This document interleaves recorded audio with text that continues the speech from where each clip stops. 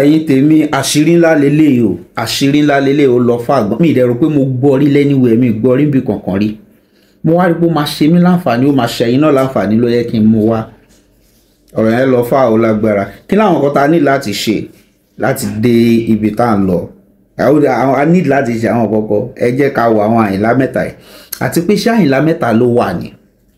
ẹ jọ̀ọ́ ẹ bá mi wo fídíò yìí kẹ́ ẹ down ní comment section ẹ bá mi subscribe ẹ dẹ̀ like ẹ share kò ní bàjẹ́ fún yín. A very quick one. Mo bá kankan pàdé Akin Ọlọ́run ni wọ́n sọ̀rọ̀ nípa 3 fearless Àyìnlás. Àyìnlá ilé ìtò yìí pé wọ́n nígboyà tí wọ́n kíra dáadáa lágboolé olórin. Ẹnìkan ń ṣe àpàlà, àwọn méjì ń ṣe fújì nínú Àyìnlá mẹ́tẹ̀ẹ̀ta yẹn. Now,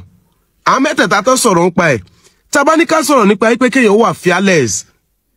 Kò nígboyà, kì í ṣe pé kó wà lórí stage kó máa bẹ́ káàkiri náà fi ń sọ pé ó nígboyà. Kí ni nǹkan tó fẹ́ offer fún wa? Ó wọ studio, in tó gbé jáde studio, ayé kó jẹ, ó heavy, ó lágbára, ó kira, ó wà lórí stage, nǹkan tó ń deliver lyrically, ó heavy, ayé kó jẹ, in tó ń ṣẹlẹ̀ l'atmosphere yẹn, ó fi fún wa ní nǹkan tó heavy, àti ń kọ wípé ẹni yìí ó kira nínú nǹkan tó fẹ́ ṣe. Wọ́n wá dákọ̀ Àyìnlá Mẹ́ta, àkọ́kọ́ Àyìnlá Ọmọwúrà, alápàlà ni. Ara àwọn tí ó jẹ́ pé kò sí gbẹ́nu sọ̀hún fún tó bá ń sọ̀rọ̀ àpàlà pẹ̀lú bó ṣe jẹ́ pé kìí ṣe wípé bóyá Àyìnlá Ọmọwúrà wà ní first generation àwọn alápàlà ṣùgbọ́n tá bá ń sọ̀rọ̀ àwọn tó modernize àpàlà tó sọ àpàlà di tí ayé lè jójó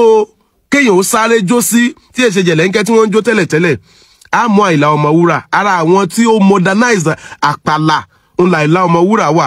yàtọ̀ sí yẹn tá bá fẹ́ kalápàlà márùn-ún pẹ̀lú bóyá jẹ́ pé Àyìnlá Ọmọwúrà kìí ṣe first generation a mú Àyìnlá Ọmọwúrà nínú àwọn márààrún yẹn so tó bá ń gbọ́ orin Àyìnlá Ọmọwúrà wọn ò ní ìdájú sọ fún pé ẹni yìí wà fearless lyrics Àyìnlá Ọmọwúrà ó lágbára tó bẹ́ẹ̀ gẹ́ débi kó mọ̀ pé ẹni yìí èèyàn líle ní ọ̀jẹ́ ẹni yìí ó mọ ohun tó ń ṣe ẹni yìí ó mọ ohun tó ń kọ ìyẹn ni àwọn lẹ́ni àkọ́kọ́ ẹni ẹlẹ́ẹ̀kejì ni Alhaji Kollington Àyìnlá tí a bá lè mú púpọ̀ nínú nǹkan tó ṣẹlẹ̀ láàrin Kollington Àyìnlá àti Barrister tí tó jẹ́ pé tí òótọ́ ọ̀rọ̀ bá délẹ̀ ká sọ èmi lè sọ wípé Kollington wọ́n wà fearless ìjà tó ṣẹlẹ̀ láàrin Àyìnlá Ọmọwúrà àti Fatai Olówónyọ̀ tí Kollington dá sí gẹ́gẹ́ bí godfather wọn tí Àyìnlá Ọmọwúrà jẹ́ tẹ́ ẹ bá lọ gbọ́ ọmọ màrìwò 75 ẹ mọ̀ wípé Kollington is lyrically powerful ẹ wo lyrics tó ń jáde lẹ́nu Kollington níbi ọmọ màrìwò tí wọ́n release ní 74-75 yẹn ẹ wo bó ṣe lágbára tó kìí ṣọmọdé olórin ni wọ́n ń kọrin ibú o nígbà yẹn Fatai Olówónyọ̀ kìí ṣọmọdé olórin nígbà yẹn o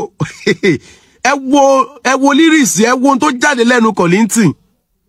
now láàrin in tó ṣẹlẹ̀ láàrin àwọn àti Barrister ṣé ẹ̀gọ́ ṣàfihàn wípé